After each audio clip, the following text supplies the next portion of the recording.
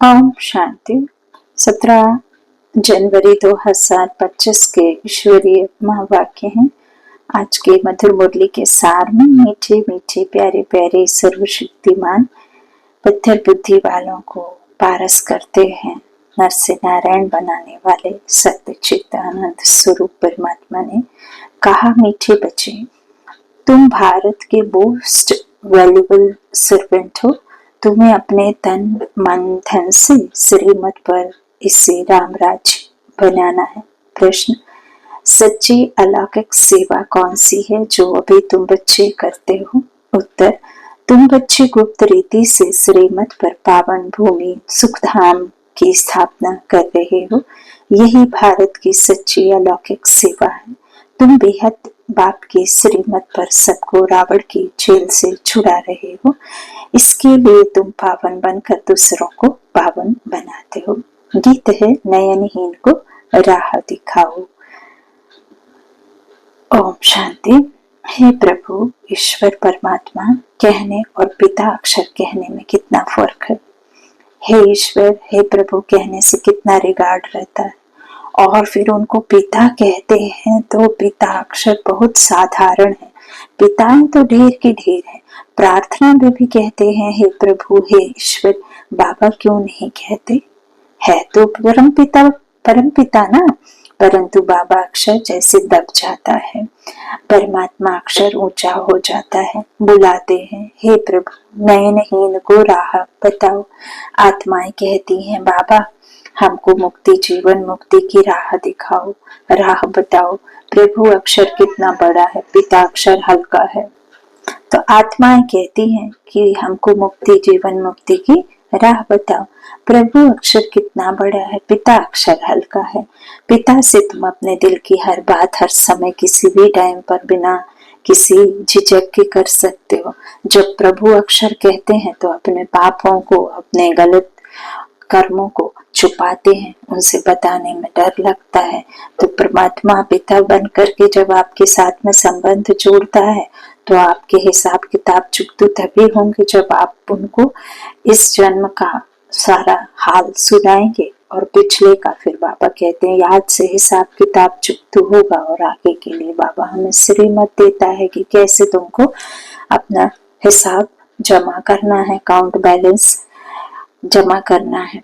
तो बाबा कहते हैं इस तरह से मैं आता हूँ। प्रभु अक्षर कितना बड़ा है, पिता अक्षर हल्का है, यहाँ तुम जानते हो। बाप आकर समझाते, पिता अक्षर हल्का है, यहाँ तुम जानते हो। लौकिक रीति से तो पिताएं बहुत हैं, बुलाते भी हैं,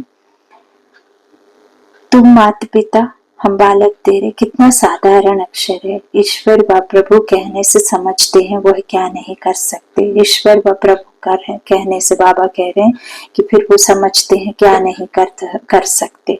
अभी तुम बच्चे जानते हो बाप आया हुआ है। बाप रास्ता बहुत ही ऊंच सहज बतलाते हैं। बाप कहते हैं मेरे बच्चे, तुम रावण की मत पर काम चिता पर चढ़ भस्मीभूत हो गए हो। अब मैं तुमको पावन बनाकर घर ले जाने आया हूँ। बाप को बुलाते भी इसलिए हैं कि आकर प्रतीत से पावन बनाओ। बाप कहते हैं मैं आया हूँ तुम्हारी सेवा में। तुम बच्चे भी सब भारत की अलौकिक सेवा में हो, जो सर्विस तुम्हारे सिवाय और कोई कर नहीं सकते।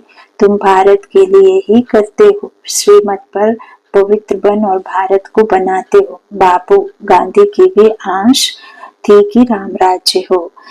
अब कोई मनुष्य तो राम राज्य बना ना सके, नहीं तो प्रभु को पतित पावन के क्यों बुलाते।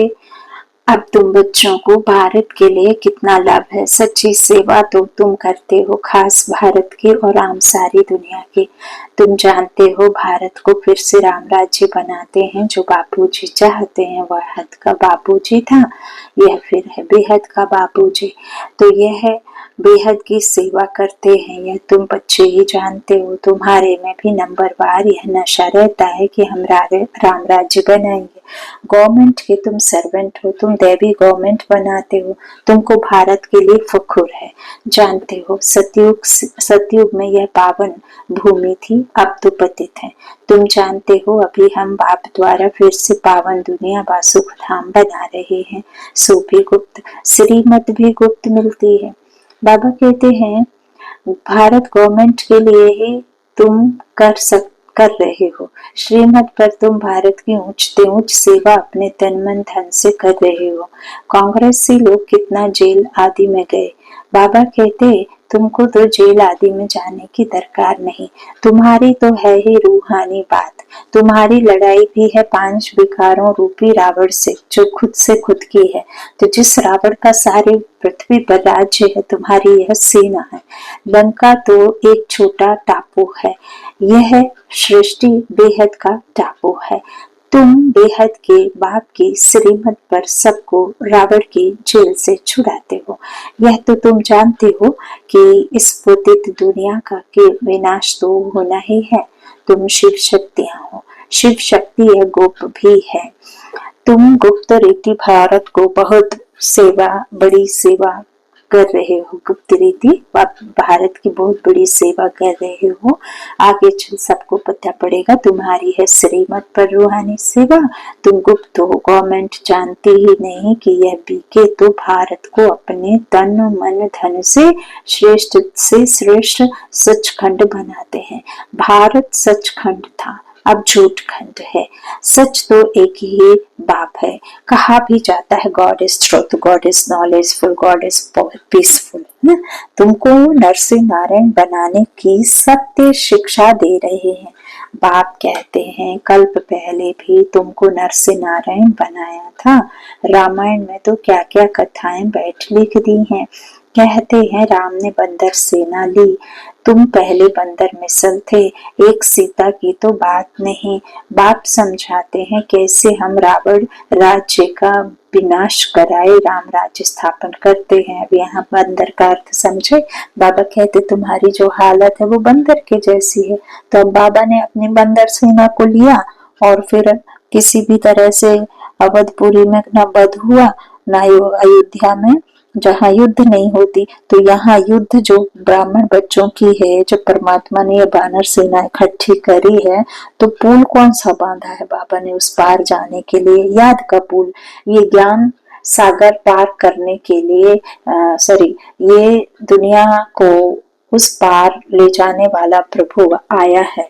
तो हमें इस ज्ञान रूपी उसमें सवार होना है, नदी पर, सागर पर, और फिर हमें उस पार जाना है। तो हमारे विकर्मों को हमें खत्म करने के लिए इस याद में रहना होगा। तो इस याद में बैठ करके फिर हम क्या करते हैं, अपने अंदर के सारे बंदरपना को खत्म करते हैं, है ना। फिर ओवर ब्रिज बन जाता है तो फिर हम उस दुनिया में चले जाते हैं। हम कैसे हो जाते हैं, पत्थर डाले ना नाम राम राम लिख करके, तो कौन से पत्थर? हम पत्थर बुद्धि जब तक अपने को आत्मा निश्चय नहीं करेंगे, हम उस समुद्र को तैर नहीं सकते हैं, है ना। उस पार जाने के लिए हमें इस बुद्धि रूपी नेत्र का हल्का हो करके, फरिश्ता बन करके उड़ना है। तो हमें अपने विकारों को खत्म करने के लिए परमात्मा की याद से इस पुल को पार करना है। नई दुनिया में जाने के लिए विकारों को खत्म करना है, रावण को खत्म करना है। तो बाबा कहते हैं देखो इस तरह से गॉड इज ट्रूथ तुमको नर से नारायण बनने की सत्य शिक्षा दे रहे हैं। बाप कहते हैं कल्प पहले भी तुमको नर से नारायण बनाया था। रावण में तो क्या क्या कथाएं बैठ, रामायण में तो क्या क्या कथाएं बैठ लिख दी हैं। कहते हैं राम ने बंदर सेना ली, तुम पहले बंदर मिसल थे, एक सीता की तो बात नहीं। बाप समझाते हैं कैसे हम रावण राज्य का विनाश कराए राम राज्य स्थापन करते हैं। तो इसमें कोई तकलीफ की बात नहीं है। वह तो कितना खर्चा करते हैं रावण का बुत बनाकर, फिर उसको जलाते हैं, समझते कुछ भी नहीं। बड़े बड़े लोग सब जाते हैं, फॉरेनर्स को भी दिखाते हैं, समझते कुछ नहीं। अभी बाप समझाते हैं तो तुम बच्चों को दिल में उमंग है कि हम भारत की सच्ची रूहानी सेवा कर रहे हैं। बाकी सारी दुनिया रावण की मत पर है, तुम हो राम की श्रीमत पर। राम कहो शिव कहो, नाम तो बहुत रख दिए हैं। तुम बच्चे भारत के मोस्ट वैल्यूबल सर्वेंट हो श्रीमत पर। कहते भी हैं हे पतित पावन आकर पावन बनाओ। तुम जानते हो सतयुग में हमको कितना सुख मिलता है, कारून का खजाना मिलता है। वहाँ एवरेज आयु भी बड़ी रहती है। वे है योगी, यहाँ सब है भोगी। यह पावन और यह पतित, बाबा कहते वह जो थे सतयुगी जीवन और त्रेता युगी जीवन का वो पुण्य दुनिया कहा जाता है, राम की दुनिया, तो वह पावन, और यह है द्वापर कलयुग पतित। तो बाबा कहते कितना रात दिन का फर्क है। श्री कृष्ण को भी योगी कहते हैं। बाबा कहते महात्मा भी कहते, परंतु वह तो सच्चा महात्मा है, उनको तो महिमा, उनकी तो महिमा गाई जाती है। सर्वगुण संपन्न आत्मा और शरीर दोनों पवित्र हैं। सन्यासी तो गृहस्थियों के पास विकार से जन्म ले फिर सन्यासी बनते हैं। यह बातें सभी बाबा कहते हैं तुम बैठ करके समझते हो, अभी तुमको बाप समझाते हैं। इस समय मनुष्य तो हैं अनराइटियस, अनहैप्पी। सतयुग में कैसे थे? रिलीजियस, राइटियस थे, 100% सॉल्वेंट थे, एवर हैप्पी रहते थे। रात दिन का फर्क है। यह एक्यूरेट तुम ही जानते हो। यह किसको पता थोड़े ही पड़ता है कि भारत हेवन से हेल कैसे बना है। लक्ष्मी नारायण की पूजा करते हैं, मंदिर बनाते हैं, समझते कुछ भी नहीं, बाप समझाते रहते हैं। अच्छे अच्छे पोजीशन वाले जो हैं बिलड़ा को भी समझा सकते हो। बाबा कहते हैं लक्ष्मी नारायण ने यह पद कैसे पाया, क्या किया जो इन्हों के मंदिर बनाए हैं। बिगर ऑक्यूपेशन जाने पूजा करना भी तो पत्थर पूजा अथवा गुड़ियों की पूजा हुई हो गई। और धर्म वाले तो जानते हैं क्राइस्ट फलाने समय पर आया फिर आएगा। तो तुम बच्चों को कितना रूहानी गुप्त फकुर होना चाहिए, रूह को खुशी होनी चाहिए। आधा कल्प देह सहित बाबा कहते देह अभिमानी बने हुए हैं ना, तो अब देही अभिमानी बनने के लिए इस देह से न्यारा समझना पड़ेगा। तो बाबा कहते अब बाप कहते अशरीरी बनो, अपने को आत्मा समझो। हमारी आत्मा बाप से सुन रही है और सत्संगों में भी ऐसा नहीं समझेंगे। यह रूहानी बाप रूहों को बैठ समझाते हैं। रूह ही सब कुछ सुनती है ना। आत्मा कहती है मैं प्राइम मिनिस्टर हूँ, फलाना हूँ। आत्मा ने शरीर द्वारा कहा कि मैं प्राइम मिनिस्टर हूँ। अभी तुम कहते हो ना हम आत्मा पुरुषार्थ कर स्वर्ग का देवी देवता बन रही हूँ। अहम आत्मा, मम शरीर, मेरी आत्मा का ये शरीर है, मैं आत्मा हूँ। तो देही अभिमानी बनने में ही बड़ी मेहनत लगती है। घड़ी घड़ी अपने को आत्मा समझ बाप को याद करते रहो तो भी कर्म विनाश हो जाए। तुम मोस्ट ओबीडियंट सर्वेंट हो, कर्तव्य करते हो गुप्त रीति से, तो नशा भी गुप्त रहना चाहिए, गुप्त चाहिए। हम गवर्नमेंट के रूहानी सर्वेंट हैं। भारत को स्वर्ग बनाने में बापूजी भी चाहता था नई दुनिया में नया भारत आना। बाबा कहते हैं इस तरह वो समझते हैं कि वो गांधी की तो कोई यहाँ बात हो नहीं रही है। वो चाहते जरूर थे लेकिन उन्होंने जो भी किया उससे तो मनुष्यों की सदगति नहीं हुई ना, है ना। वो तो दुर्गति में पड़े, लेकिन वो चाहते थे। लेकिन वो हद का बापू, ये भी हद का बापू। तो बाबा कहते हैं चाहता था नई दुनिया में नया भारत हो, नई दिल्ली हो। अभी नई दुनिया तो है नहीं, यह पुरानी दिल्ली कब्रिस्तान बनती है, फिर परिस्तान बनना है। देखो कैसे सीन चल रहे हैं ना पूरी दुनिया में। तो अभी इनको परिस्तान थोड़े ही कहेंगे, नई दुनिया में परिस्तान, नई दिल्ली तुम बना रहे हो। यह बड़ी समझने की बातें हैं, यह बातें भूलनी नहीं चाहिए। भारत को फिर से सुखधाम बनाना कितना उच्च कार्य है। ड्रामा प्लान अनुसार सृष्टि पुरानी होनी ही है। दुख धाम है ना, दुख हरता सुख करता एक बाप को ही कहा जाता है। तुम जानते हो हम बाप 5000 वर्ष बाद आकर दुखी भारत को सुखी बनाते हैं, सुख भी देते हैं, शांति भी देते हैं। मनुष्य कहते भी हैं मन की शांति कैसे मिले। अब शांति तो शांति धाम स्विचों में ही होती है, उसको कहा जाता है शांति धाम। अब जहाँ आवाज नहीं, गम नहीं, धर्म नहीं, कर्म नहीं, तो फिर वहां तो शांति होगी। सूर्य चांद आदि की भी सूर्य चांद आदि भी नहीं होते। तो अभी तुम बच्चों को यह सारा ज्ञान है। बाप भी आकर ओबीडियंट सर्वेंट बना है ना, लेकिन बाप को तो बिल्कुल जानते ही नहीं, सबको महात्मा कह देते हैं। यह बाबा कहते अब महान आत्मा तो सिवाय स्वर्ग के कभी हो नहीं सकते, इस संसार में कोई हो ही नहीं सकता। तो बाबा कहते हैं स्वर्ग के वो कभी हो नहीं सकती उधर के अलावा, वहां आत्माएं पवित्र हैं। पवित्र थी तो पीस प्रॉस्पेरिटी भी थी। अभी प्योरिटी नहीं है तो कुछ नहीं है, प्योरिटी का ही मान है। देवताएं पवित्र हैं तब तो उनके आगे माथा टेकते हैं। पवित्र को पावन, पवित्र को पतित कहा जाता है।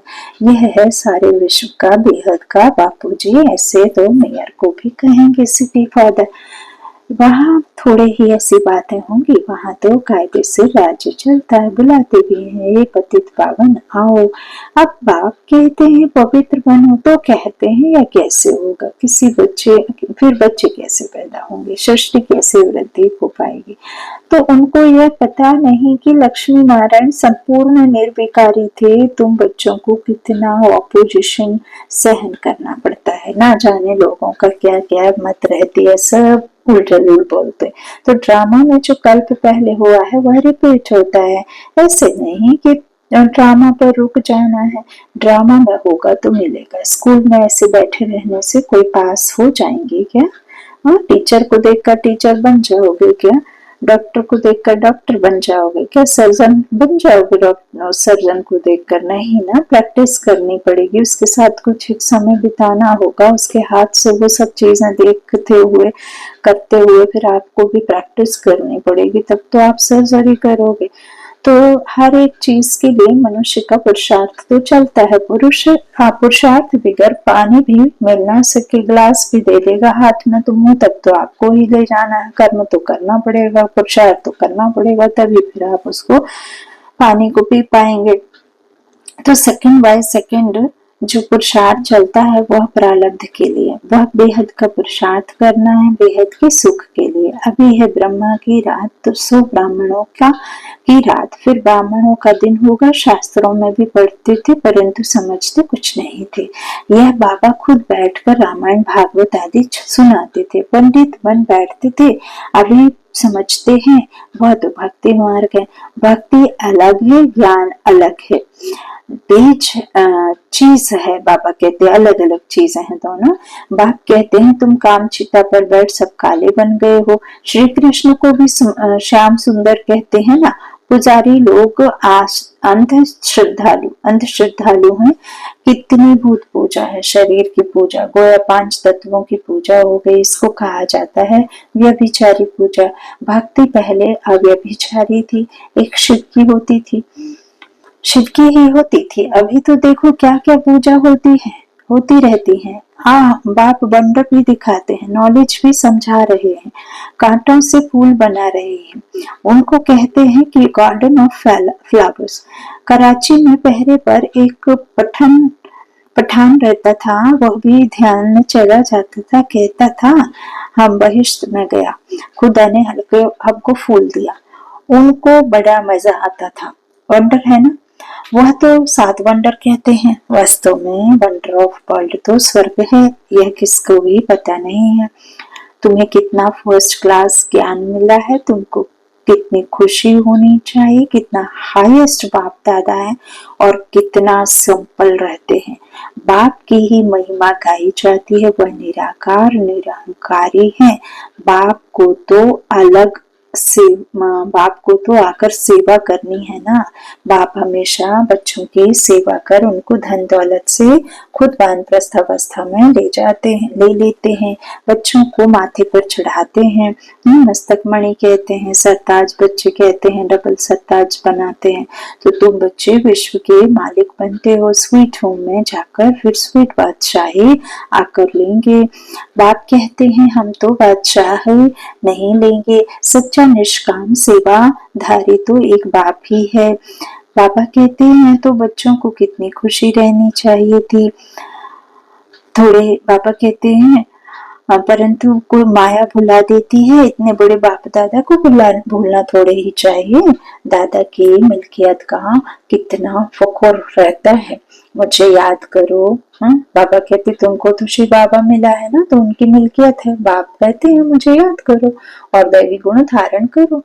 आसुरी गुणों को निकाल देना चाहिए। गाते भी हैं मुझ निर्गुण हारे में कोई गुण नहीं, निर्गुण संस्था भी है। अब अर्थ में तो कोई समझते नहीं। निर्गुण अर्थात कोई गुण नहीं, परंतु वह समझते थोड़ी है। तुम बच्चों को बाप एक ही बात बतलाते हैं, समझाते हैं, बोलो हम तो भारत की सेवा में हैं। जो सबका बापू जी है, हम उनकी श्रीमत पर चलते हैं। श्रीमत भगवत गीता गाई हुई है। अच्छा, मीठे मीठे सिक्के लादे बच्चों प्रति माता पिता बाप दादा का याद प्यार और गुड मॉर्निंग। रूहानी बाप की रूहानी बच्चों को नमस्ते। हम रूहानी बच्चों की रूहानी माता पिता बाप दादा को याद प्यार और गुड मॉर्निंग। शुक्रिया बाबा। धारणा के लिए मुख्य सार है। पहला बाबा ने कहा जैसे हाईएस्ट बाप दादा सिंपल रहते हैं, ऐसे बहुत बहुत सिंपल निराकारी और निरहंकारी बनकर रहना है। बाप द्वारा जो फर्स्ट क्लास ज्ञान मिला है उसका चिंतन करना है। दूसरा, ड्रामा जो हूबहू रिपीट हो रहा है, इसमें बेहद का